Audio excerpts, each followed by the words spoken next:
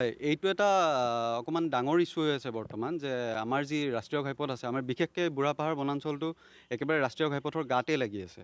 আৰু যদিও ইয়াত নিৰ্দিষ্ট আমাৰ স্থানত ভিউ পইণ্টছ আছে, তথাপি দেখা পোৱা গৈছে যোনবোৰ যান বাহন গৈ থাকে, যান বাহনৰ পৰা মানুহবোৰ গাড়ীৰ পৰা নামি তেওঁলোকে গড়, হাতী বা ম'হৰ ফটো লোৱা দেখা যায়। অকল ফটো লোৱাই নহয়, তেওঁলোকে কিছু লোকেতো মানে ৰাষ্ট্ৰীয় উদ্যানৰ একেবাৰে ভিতৰত সোমাই যাব খোজে, মানে ৰাস্তাৰ পৰা নামি যাব খোজে। গতিকে মই বাৰে বাৰে কৈ আহিছোঁ আৰু এতিয়াও কওঁ যে গাড়ীসমূহে যাতে যিকোনো স্থানত নৰখায়, আমাৰ যি নিৰ্দিষ্ট ভিউ পইণ্ট আছে, গাড়ীবোৰে যাতে ভিউ পইণ্টত গাড়ী ৰখায় আৰু ভিউ পইণ্টত ৰখায়, তাৰ পৰা তেওঁলোকে যি দেখা পায় সেইটো যাতে চায়। কাৰণ ইতিমধ্যে আমাৰ সুৰক্ষা যথেষ্ট, আমাৰ এনি টাইম ৰোড ছাইডত আমাৰ 24/7 গাৰ্ডছ ৰখি আছে।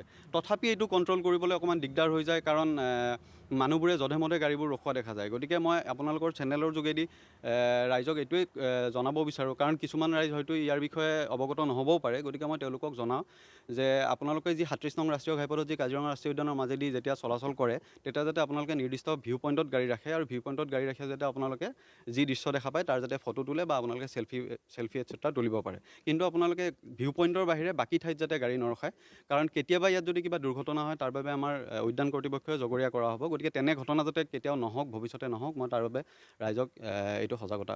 আইনগত ব্যৱস্থা বৰ্তমানলৈকে আমাৰ তেনেকুৱা কৰা হোৱা নাই, কিন্তু আমি বৰ্তমান চলাই আছোঁ বিভাগীয় ওপৰৰ বিভাগীয় কৰ্তৃপক্ষৰ আমি যদি অনুমতি পাওঁ, সেই অনুমতি সাপেক্ষে আমি ইয়াৰ কাৰণে ব্যৱস্থা ল'বলৈ যত্ন কৰিম।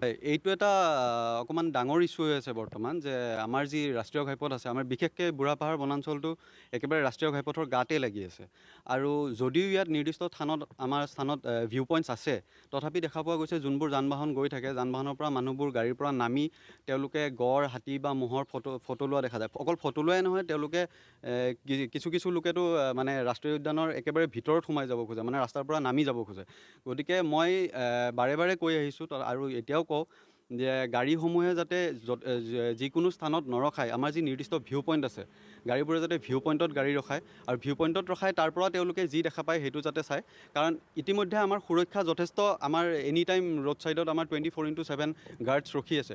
তথাপি এইটো কণ্ট্ৰল কৰিবলৈ অকণমান দিগদাৰ হৈ যায়, কাৰণ মানুহবোৰে যধে মধে গাড়ীবোৰ ৰখোৱা দেখা যায়। গতিকে মই আপোনালোকৰ চেনেলৰ যোগেদি ৰাইজক এইটোৱেই জনাব বিচাৰোঁ, কাৰণ কিছুমান ৰাইজ হয়তো ইয়াৰ বিষয়ে অৱগত নহ'বও পাৰে। গতিকে মই তেওঁলোকক জনাওঁ যে আপোনালোকে যি 37 নং ৰাষ্ট্ৰীয় ঘাইপথত যি কাজিৰঙা ৰাষ্ট্ৰীয় উদ্যানৰ মাজেদি যেতিয়া চলাচল কৰে, তেতিয়া যাতে আপোনালোকে নিৰ্দিষ্ট ভিউ পইণ্টত গাড়ী ৰাখে আৰু ভিউ পইণ্টত গাড়ী ৰাখে যাতে আপোনালোকে যি দৃশ্য দেখা পায় তাৰ যাতে ফটো তোলে বা আপোনালোকে চেলফি এটচেট্ৰা তুলিব পাৰে। কিন্তু আপোনালোকে ভিউ পইণ্টৰ বাহিৰে বাকী ঠাইত যাতে গাড়ী নৰখায়, কাৰণ কেতিয়াবা ইয়াত যদি কিবা দুৰ্ঘটনা হয়, তাৰ বাবে আমাৰ উদ্যান কৰ্তৃপক্ষই জগৰীয়া কৰা হ'ব। গতিকে তেনে ঘটনা যাতে কেতিয়াও নহওক, ভৱিষ্যতে নহওক, মই তাৰ বাবে ৰাইজক এইটো সজাগতা।